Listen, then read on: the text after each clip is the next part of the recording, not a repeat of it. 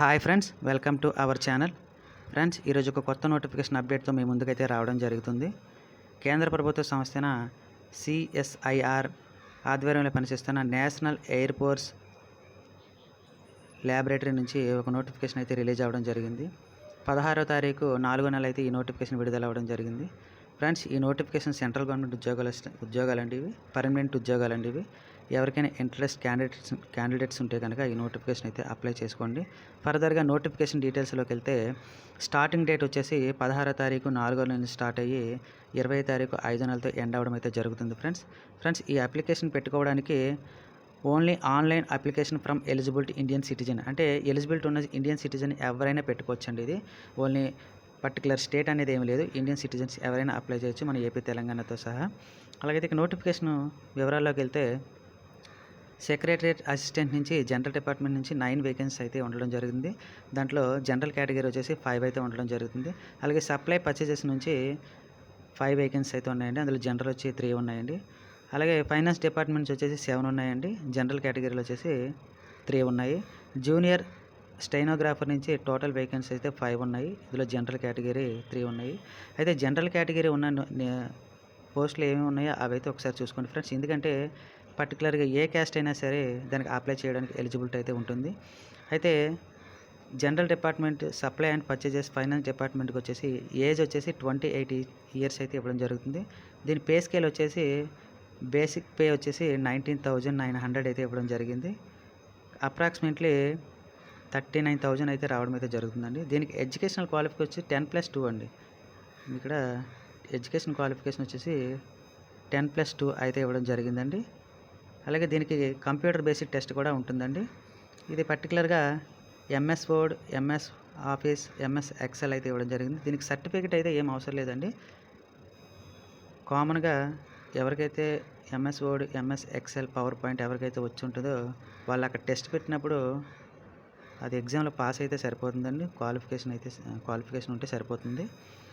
అలాగే జూనియర్ స్టెనోగ్రాఫర్కి వచ్చేసి total vacancies 5 ఉన్నాయి, జనరల్ కేటగిరీలో 3 ఉన్నాయి.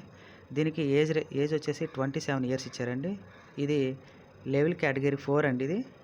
దీనికి అప్రాక్సిమేట్లీ 49,000 అయితే రావడం జరుగుతుంది. దీని ఎడ్యుకేషనల్ క్వాలిఫికేషన్ కూడా 10+2 ఇంటర్ అయితే పెట్టడం జరిగింది.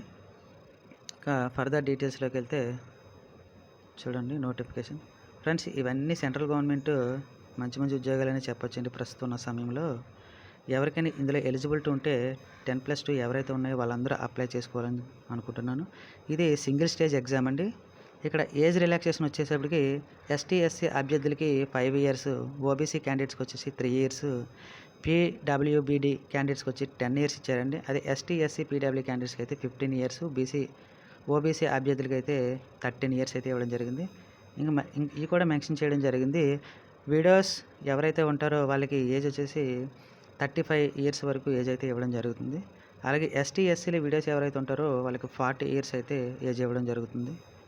ఒకసారి ఇవన్నీ గమనించండి ఫ్రెండ్స్ నోటిఫికేషన్లో. ఇక ఫర్దర్గా చూసుకున్నట్లే ఫ్రెండ్స్, ఎవరైనా ఛానల్ సబ్స్క్రైబ్ చేసుకోకపోతే సబ్స్క్రైబ్ చేసుకొని లైక్ చేసి మాకు షేర్ చేసి సపోర్ట్ చేస్తారని చెప్పేసి ఆశిస్తున్నాం ఫ్రెండ్స్. ఇక్కడ అప్లై చేసుకోవడానికి చూడండి, ఈ వెబ్సైట్లో అయితే అప్లై చేసుకోవాలండి. www.nal.res.in ఆ వెబ్సైట్లో అప్లై చేసుకోండి. ఇంకా అప్లికేషన్ డేట్ చూడండి, 16వ తారీఖు 4వ నెల స్టార్ట్ అయ్యి 20వ తారీఖు 5వ నెలతో ఎండ్ అవుతుందండి. ఇక నోటిఫికేషన్ చూసుకున్నట్లయితే అప్లికేషన్ ఫీజు వచ్చేసి చూడండి, ఇక్కడ 500 రూపీస్ ఫీజు అయితే ఇవ్వడం జరుగుతుందండి. ఇది ఆన్లైన్లోనే పే చేయాల్సి ఉంటుంది, 500 రూపీస్. అలాగే ఎస్టీ/ఎస్సీ పీడబ్ల్యూ ఉమెన్స్ క్యాండిడేట్కి అయితే ఫీజు అవసరం లేదండి. చూడండి అప్లికేషన్ అండి, ఎవరైతే అప్లికేషన్ పెట్టాలో వాళ్ళకి కావాల్సిన డాక్యుమెంట్స్ అయితే ఒకసారి చూసుకున్నట్లయితే డేట్ ఆఫ్ బర్త్ లేదా ఎస్ఎస్సి మేము ఉండాలండి. 10+2 లేదా డిప్లొమో, ఎవరైతే ఈక్వల్ 10+2 ఎనీ ఈక్వల్ ఏది చదివినా కూడా పెట్టుకోవచ్చండి. అలాగే అప్లికేషన్ ఫీజు వచ్చి 500 రూపీస్ అండి. ఇది మ్యాండేట్ అని చెప్పేటాడు. నోటిఫికేషన్ ఫర్దర్గా చూసుకున్నట్లయితే దీనికి ఎగ్జామ్ ప్యాటర్న్ ఎలా ఉంటుందో చూద్దామండి ఒకసారి.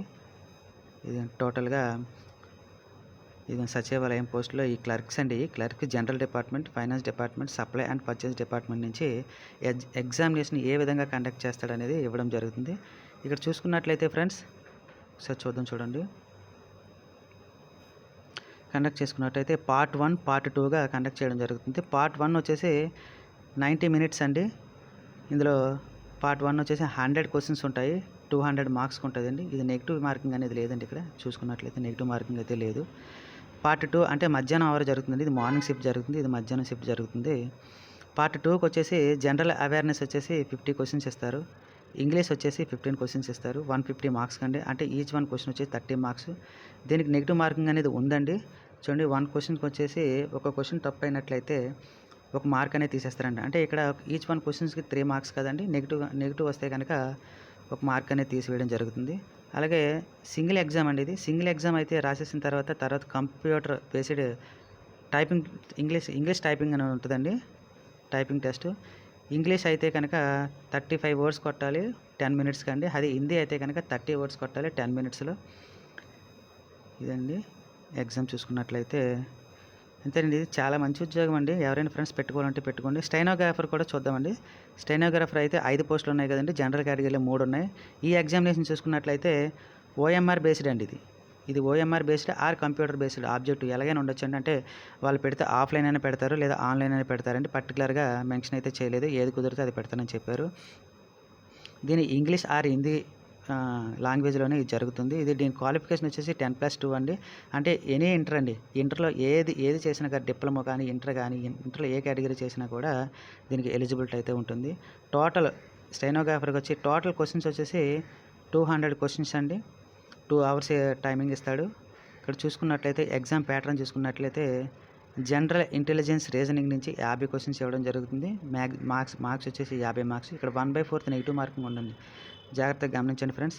1/4 నెగిటివ్ మార్కింగ్ అనేది ఉంది. జనరల్ అవేర్నెస్ వచ్చేసి 50 మార్క్స్కి ఇచ్చాడు, 50 క్వశ్చన్స్. ఇంగ్లీష్ లాంగ్వేజెస్ వచ్చేసి